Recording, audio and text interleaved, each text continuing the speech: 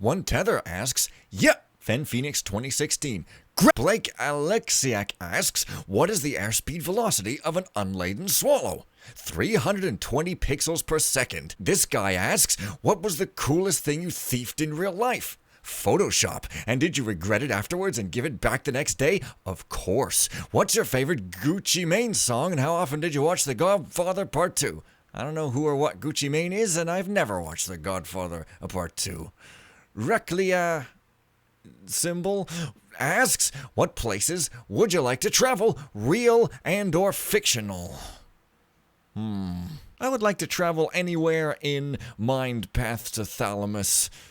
I think that would be pretty cool. Also, I think I would want to travel to some old, busted, old ruined place in real life with vines growing over the walls and have a nice little picnic while wrecking it up like an evil tourist. I don't know. Where would I want to go? Maybe one of those desert roads that lead to nowhere that you always see on Interface Lift, where you can just drive as fast as you friggin' want and crash into the air that is built up in front of you when it's turned to plasma because you're driving so fast and then you die. I'm pretty sure that XKCD has confirmed my theory here, so I think yeah, a desert road, plasma, death, that's it. Garrett Chan asks, are you going to do Thief 2014? Although I don't think it's a good game for the series, I would like to hear your opinion and commentary about it. Other people replied, he already Let's Played it, and so forth. Well, I did Let's Play part of it. I quit partway through because I was having no fun whatsoever. But basically, I just wanted to address this. I wasn't enjoying myself playing Thief 2014. Maybe if I played it with the idea to, like, make fun of it, maybe it would be, I don't know. I'm trying to... It wasn't any fun to me. I'm just trying to think of ways to make it fun, because I do get people asking it now and again. But honestly, if I'm just doing it like as a serious Let's Play, not gonna happen, because it's a terrible game. I can't stand it. It's like, it's so... like I was trying to say, oh, it's all brown and brown and brown and brown in that video, and what I meant was it's dull and... the AI is weird and it doesn't make it any more exciting, and things are just like big rooms with blocky obstacles, and nothing's interesting. It's just really, really, really, really boring, and then suddenly a guy runs after you because that's Thief-like. I don't know. I don't think I'm going to continue it, but I guess if enough people want me to and I can find a way to laugh at it, maybe. I don't know. Don't get your hopes up, though. So, yeah. Untitled 012 asks, what age were you when God descended from heaven and gave you that voice? 22. Before that, I sounded like Mandrake the Malfeasant. Martin Kessler asks, will you live stream again in any time? I would heavily enjoy this. Well, live streaming. Right. I have done a few live streams in the past, as you know. Thing about it is, well, there's multiple things about it. First of all, it's a completely different thing than just putting up a video on YouTube pre-recorded. With a pre-recorded video, I can edit, I can put funny things in, I can make good comic timing through editing, because God knows I haven't got good comic timing by myself. Oh! And I can take breaks, I can play a little bit, go and make some food for like half a freaking hour and come back and start again and nobody even notices. And with a live stream, not only do you have to just go without any breaks whatsoever, not even to eat, which has been a problem for me, but you have to do it for forever amount of time because people want to watch you for like 1, 2, 3, 4, 5 hours. That's ridiculous. I can't sit my ass down without a break for 5 hours. That's not happening, okay? I tried that, and it killed my throat. So first of all, it's kind of like, it's not that feasible, and I don't really like the fact that you can't edit, and that I have to go on. I mean, I see two options for a live stream. Sorry I'm rambling, but, you know, hey, that's why anybody watches me anyway, so... I could either talk the way I do on my normal videos and just blab on and on and on without stop, without breaks for like hours and kill myself and have that stinging, horrible sting for like days whilst moping about the house. Or I could do like most people do when they live stream and don't say anything and just have it be a really, really boring 5-hour long video. I don't know. I I'm not averse to live streaming, okay? I'm not sure if I would want to do it with a game. Let's playing, it's everything, it's the opposite of everything I like about a let's play. Like I say, you can't edit, you can't do any of that funny stuff that I like. And I do get the theoretical advantages. I get to talk live with you guys, and you get to influence what I do on the fly-ish, except that there's a huge delay, so maybe not. But, you know, I don't really get it as a form of entertainment for a let's play. Like, for something like GDQ or something, it's great because it makes sense. Or, you know, maybe for like a Q&A session or something that kind of makes sense. But I would really rather just put up these pre-recorded videos. They're funnier, they're snappier, they're more entertaining, which is just 3 ways to say the same thing, and they're easier on me, I guess. So if I live stream, it might not be a game, it would probably be some other thing. No real plans though at the moment, but I'll keep it in mind. Alex Armin asks, if you had a baby goat, what would you name it if it was born on a Tuesday? Wednesday to Friday, Monday, Saturday, and Sunday? If it was born on a Tuesday, I would name it Gilbert. If it was born on Wednesday to Friday, I would name it Sylvia. And if it was a Monday, I would name it Frederick the Eliminator. And if it was a Saturday or a Sunday, I would name it Pearl Fay. Itovam Znet Nenado asks, Fen, I want to live in Canada. What advice can you give? Work on saying A after every sentence, such as in the following. Oh, I mean, I was driving along, turned out and left in an intersection. A big semi-truck came barreling towards me. Had to go to the hospital. Almost killed me, eh? But seriously, yeah. You serious or you? I'm not sure if you're serious. I don't know how you would move to Canada. I grew up here, so. Make sure to punch the border guards in the face. That'll definitely teach them to be friendlier. I don't know. Sorry. Insomniac Bear asks, do you use Drumhead? Also, will you do compilations or highlights of your videos? Well, I did try Drumhead one time. Here's a link to the video. I haven't really done anything since then. Honestly, it might be neat, but I'm kind of actually afraid of editing because I used to edit for GZ Doom, and whenever I would do that, I would end up staying up all night and getting obsessed with it to a degree that kind of scared me. I mean, you think I'm joking, but yeah, I tend to do that a lot, and also I never actually finished anything releasable. So I might do a fan mission, but at the moment, it just seems a bit daunting, and I feel like I just want to play them right now, I guess, maybe. I know a lot of people want me to make one, so it's a possibility, but I haven't really used Drumhead since that video there, so yeah. And will I do compilations or highlights of my videos? To me, that seems a bit like, I mean, who wants to watch a highlight of the same stuff? I mean, if you go to any popular channel, it's always like, oh, top 10 this, top 5 that, and it seems so fake, you know? I mean, really? I mean, you know, doesn't it? Maybe not, but it kind of does to me. I mean, I'd rather just make new content, unless everybody wants me to do some sort of compilations or highlights, but I don't know. It seems a little plasticky to me, a little sort of like, oh, let's get a bunch of views by putting together the popular top 10 videos and making people watch by tapping into human psychology of watching top 10s. I don't know. Maybe you're not talking about that, but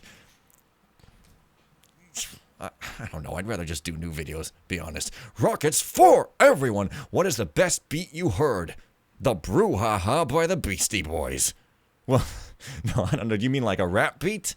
Because I can't just pick one. I mean, seriously, like that one I said is pretty good. Also, lots of stuff by the Beastie Boys is pretty good. Also, Request Denied by LP, Lady Venom by Swollen Members, Welcome to the Terror Dome by Public Enemy, Jam Master Jammin' by Run DMC. I don't know. So many great beats. Oh, that one beat by IB Concept. You know the one I'm talking about that goes.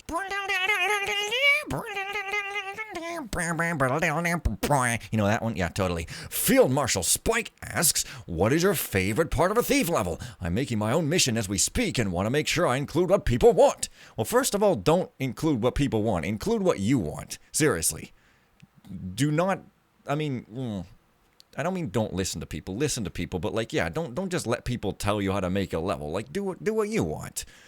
However, if you do want to know what my favorite parts of a Thief mission is, I guess I like puzzle missions personally, with like items that you get and stuff, and sort of missions with extra things besides just the basic gameplay. That's what I personally like a lot. So stuff like Death's Turbid Veil or something. I also like missions that are Super Thieves Highway or city-based, lots of stuff to go into. I like ancient culture type missions like Broken Triad or Requiem. I really like keepery type stuff in missions, either keeper missions entirely or just missions with little keeper secrets or something. But I mean, I don't know, this is just little things that I like. It's not the important stuff, you know.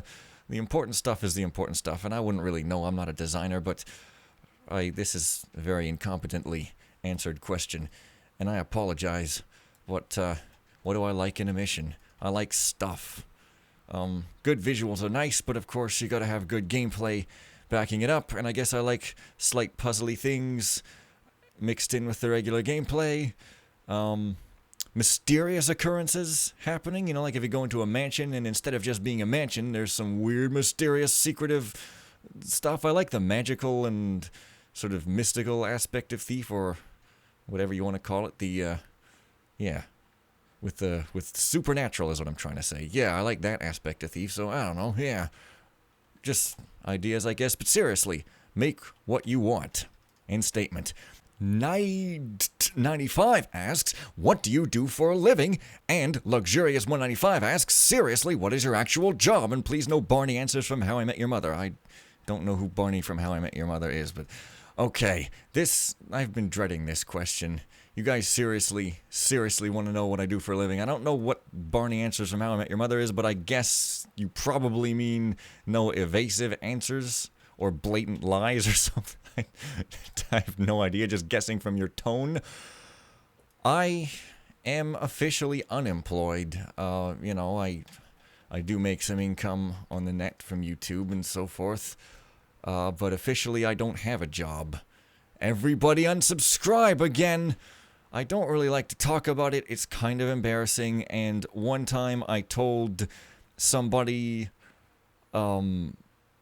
like, that I didn't have a job, and they were all like, oh, well, at first I was gonna say, what the hell, that's stupid, you should get a job, you bum, but then I was like, well, maybe not, and I'm just like, oh, is that how people react? So, yeah, I don't want to...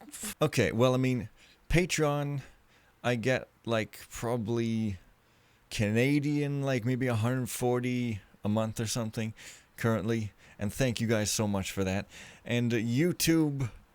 I get, like, anywhere between, like, $20 and $40 a month. And I don't mind telling you guys my income. Seriously, like, who even cares? A lot of people hide their income, but, like, why would I do that? Like, seriously, nobody's gonna go, oh, that guy's a burner, I'm gonna rob his face. So, whatever, I don't care. And the rest that I need to, like, pay my actual bills, I get a check from Place for it. Once you start down that path, it's very hard to get off of it, I've discovered. So, yeah, this is pretty a difficult topic for me, and, you guys can insult me all you want, I guess, unsubscribe and dislike and call me nasty things. It's okay. But hopefully one day I will be able to, like, make all of my money through proper means on the net. And by proper means, I mean going like this. Hey guys, name's Fab. We'll see you guys next time. Bye for now. And so forth. Arg, this is really, really, really hard. Ugh. So yeah, I pretty much just mooch off the government and also off AdSense sometimes. It's amazing.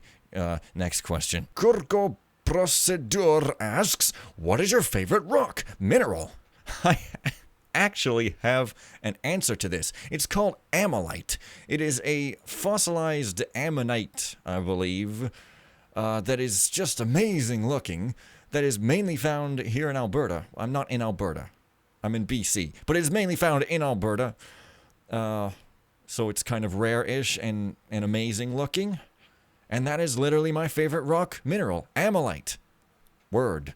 Max Orange asks, are you excited about the fact that Night Dive Studios is making a System Shock 1 remake and that Other Side Entertainment is making System Shock 3? Not really, to be bluntly honest. I have Let's Played System Shock 2, as you know, start to finish. And, I honestly don't think it's all that. There's things about it that are that I don't like in games. Like, it has that in advance choice. Like, you have to choose something in advance, and you can't even choose everything. You have to. It's like an either or choice, and you have to make it in advance. And to me, that's just stressful. It doesn't add any fun to the game. I know a lot of people must disagree because System Shock has this rabid following. I don't like that, and I really don't like Shodan, which is again gonna get me strangled. I don't want to go on another huge rant here, like with the Quake 4, but if I could just try to explain. Shodan, like, first of all, in a technical sense, the way her voice is really annoyingly tedious, you know, like the sort of like, stutter, stutter, stutter, stutter, I'm trying to say something, and I'm way overdoing it with the blip in my voice, and it takes forever. That's annoying, and furthermore, I don't find her to be scary or anything. Like, the way she talks, she's written, this is my opinion, she's written like a mustache twirling over the top villain, but she delivers her lines as if she was serious, and it just doesn't make any sense. You know, she's all like, I'm Shodan, I'm very serious, look how scary I am, but her lines are just like, look at you, insect crawling around in my insides, blah, blah, blah. Like, I get the idea, like, she thinks you're nothing but a gnat, a fly. But look, if you, in real life as a human, were trying to swat a fly, you wouldn't go like, look at you, little fly, look at how pathetic you are. I, the superior being, the human, shall smash you out. That's not scary, okay? That's stupid sounding, and it's annoying when a computer does it like, look at you, little fly hacker, blah, blah, blah. I have created perfection, blah, blah, blah. I just think, I am on a rant again though, but hey, too bad. I just think that the whole potential of an AI to be scary is because a computer has no empathy. It's essentially like a psychopath with no feeling, no empathy, and it can be like a computer is doing something horrific and doesn't even understand. That to me is scary. That's the scariest thing I can think of. Somebody or something. If there's a human, like a human bad guy, if they have, as long as they're not a psychopath, there's always the hope that you can reason with them. Or the hope that maybe they're doing it for some reason, like they're aware they're causing you pain and fear, but they're doing it anyway so that they're human, and that's like something that takes the edge off slightly theoretically.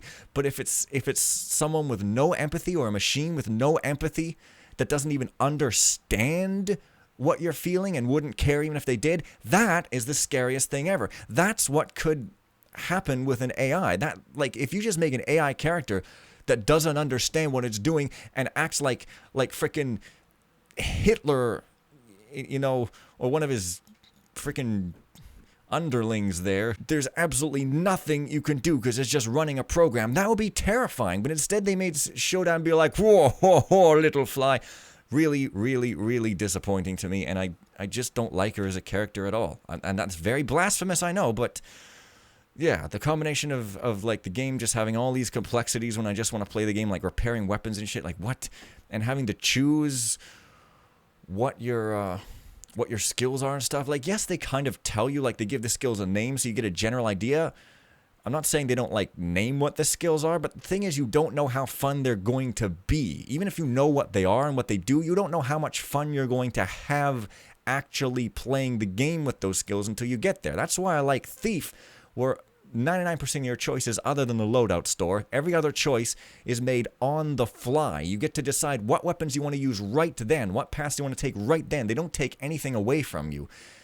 That is the kind of choice I like, which is also why I'm not probably going to play Deus Ex, because it too has got these choices, and why would you ever just make me choose either or? That is not fun. There's no reason. Anyways, that's, yeah, I don't really care. I don't really care about System Shock. I mean, System Shock 2, I enjoyed it overall, I guess, but I'm in no hurry to go play it again or anything like it. Not my thing at all. So, yeah. Okay, rant over. Yellow Guy asks, your favorite Thief OM and Thief FM? Your least favorite Thief OM and Thief FM? Okay. So, when you say Thief, I'm guessing, do you mean like the whole series? Maybe I'll just go one per game. Okay, so favorite Thief OM, if we're talking Thief Gold, probably a toss-up between Constantine's Manor and The Lost City. Both of those are pretty freaking awesome, and they're kind of atypical for Thief, both. But I guess they kind of stand out to me, and that's why. I mean, oh, man, like, the Haunted Cathedral is great too, but yeah, I'll probably have to toss up between those two. For Thief 2, best, well, Life of the Party, I reckon. No real contest there. Favorite Thief FM, just one? Well, normally when people ask me what my favorite missions are, I give the Holy Trinity, the Seven Sisters, Roxburgh 3, and Broken Triad. You want me to pick the absolute best? I can't pick the absolute best. Those three to me are the three best, still to this day. And, I mean, there's some amazing ones, but I guess those three, probably nostalgia plays a little part, but those are really, really excellent, so I would have to, yeah, you want me to pick one, but I'm not. Haha! My least favorite Thief OM? Oh, I forgot to do a favorite Thief FM from Thief 3. Wow. Come on, fan. Okay.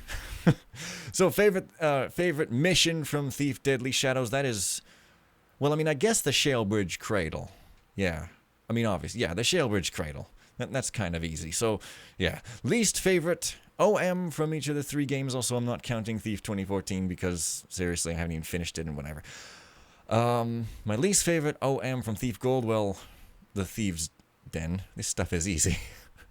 From Thief 2, I would probably have to say Ambush. I'm trying to remember what the missions are. I'd probably have to say Ambush just because the city is a little empty and you're kind of just like walking around an empty-ish city. Now, the one where you trail the peg and trace the courier also takes place in the same city, and I'm not a huge fan of trailing gameplay like in Assassins and Trace the Courier where you have to just slowly follow, and in Trace the Courier you have to slowly follow two different people and then wait in the middle. So you might think that would be less of my favorite, but the thing is, there is some interesting story stuff going on in that mission.